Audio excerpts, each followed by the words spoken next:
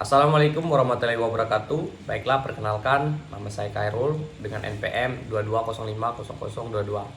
Baik, di sini saya akan menjalankan tugas dengan dosen pengampu Pak Heru dengan mata kuliah komunikasi dan advokasi kebijakan dengan tugas yaitu tugas menganalisis masalah sosial di daerah.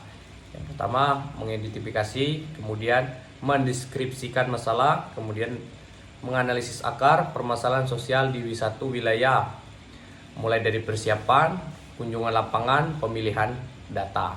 Baik, di sini saya mengambil judul itu dengan permasalahan yang ada di Kecamatan Kedurang. Baik, yang pertama, Kecamatan Kedurang terdiri dari beberapa desa dengan karakter wilayah pegunungan atau perkebunan. Sebagian besar masyarakat bekerja pada sektor pertanian, perkebunan sawah, dan ladang. Kemudian yang kedua, saya ada masalah pendidikan. Kualitas sumber daya manusia masih sangat tertinggal. Ini sebuah fakta dan kondisi. Motivasi belajar siswa masih rendah, kemudian masih banyak kurang disiplin belajar, fasilitas pendidikan seperti ruang belajar, perpustakaan, serta sarana pendukung belum merata di desa-desa terpencil yang ada di Kecamatan Kedurang. Kemudian, orang tua sebagian besar bekerja di kebun sehingga pengawasan belajar masih sangat kurang. Beberapa siswa memilih putus sekolah karena alasan ekonomi atau membantu pekerjaan orang tua di kebun. Itu sudah menjadi suatu hal yang biasa dilihat di Kecamatan Kedurang. Kemudian, kualitas SDM rendah tadi mengakibatkan yaitu sulit memasuki dunia kerja yang sangat kooperatif. Generasi muda yang kurang siap menghadapi tantangan modern seperti teknologi, digitalisasi, dan perubahan ekonomi saat ini. Kemudian selanjutnya yaitu kesehatan dan gizi, ancaman stunting dan sanitasi buruk. Tentu dalam observasi kami kemarin, pengetahuan orang tua mengenai gizi seimbang masih sangat rendah. Pola makan anak cenderung tidak bervariasi dan kurang nutrisi pokok. Kemudian ada masalah lain, masih ada rumah dengan sanitasi tidak layak atau tidak memiliki saluran pembuangan yang lebih higienis atau sesuai dengan sebagaimana mestinya. Kemudian masyarakat masih banyak mengeluhkan jarak ke puskesmas bagi desa tertentu cukup jauh apabila mereka tidak mempunyai transportasi yang cukup atau yang pas. Kemudian dampak dari tadi menurut masyarakat, risiko stunting pada balita itu bisa meningkat karena tentu kesehatan masyarakat rentan terganggu dengan beberapa tadi seperti contoh kurangnya pembuangan itu diakibatkan nanti bisa mengakibatkan penyakit diare, kemudian makanan yang tidak bervarian atau tidak mencukupi gizi itu bisa menyebabkan gizi buruk dan lain sebagainya. Kemudian yang keempat, kami melakukan observasi. Tentu hal ini bergantungan dengan ekonomi masyarakat atau pendapatan minim potensi belum tergerap atau cukup.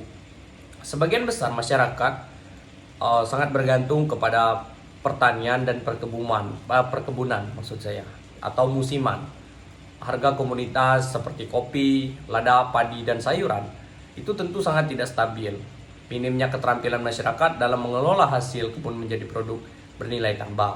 Kemudian kurangnya pemberdayaan UMKM. Desa belum berkembang karena kurangnya pelatihan, alat, dan pemasaran. Kemudian akses permodalan dari pemerintahan ke bank itu belum dimanfaatkan secara maksimal di Kecamatan Kedurang. Dampak menurut masyarakat ini pendapatan rumah tangga tidak stabil tentu. Rawan kemiskinan, generasi muda memilih merantau karena kurangnya peluang usaha lokal. Kemudian selanjutnya kami melakukan observasi kepada masyarakat. Sosialisasi sosial ke masyarakat partisipasinya sangat rendah. Peran pemuda itu sangat lemah atau gotong royong. Budaya gotong royong itu mulai menurun di beberapa desa. Warga kurang aktif dalam musyawarah. Kemudian di desa banyak yang menyepelekan musyawarah, banyak memain HP sehingga aspirasi pembangunan tidak tersampaikan.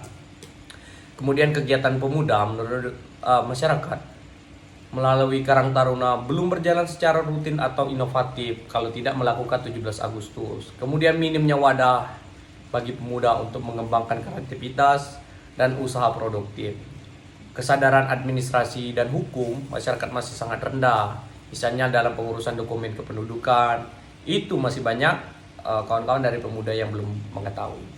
Kemudian dampaknya menurut salah satu warga yang kami observasi, pembangunan di desa itu tidak berjalan secara optimal tanpa adanya partisipasi aktif dari warga. Kemudian potensi pemuda itu tidak bermanfaatkan sehingga rentan kegiatan-kegiatan negatif jika tidak ada kegiatan-kegiatan yang diberlangsungkan dari Karang Taruna. Kemudian hal selanjutnya yang penting juga kami sampaikan pada pembahasan materi ini yaitu infrastruktur atau akses di desa itu masih sangat terbatas di Kecamatan Kedurang ini. Beberapa akses jalan antara desa ke desa lain atau ke kebun atau ke tempat usaha mereka masih sangat rusak atau belum diaspal. Kemudian jembatan-jembatan kecil, saluran irigasi kurang memadai untuk pertanian dan lain sebagainya. Kemudian ada juga fasilitas umum seperti ada beberapa desa yang kami observasi, balai desa atau posyandu dan lapangan olahraga itu belum sangat berfungsi maksimal karena kurangnya kesadaran dari masyarakat.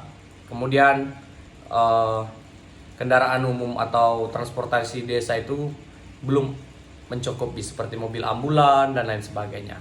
Tentu hal ini sangat berdampak bagi masyarakat, terutama musim hujan karena masih banyak jalan dan kemudian jembatan-jembatan irigasi yang belum tercukupi.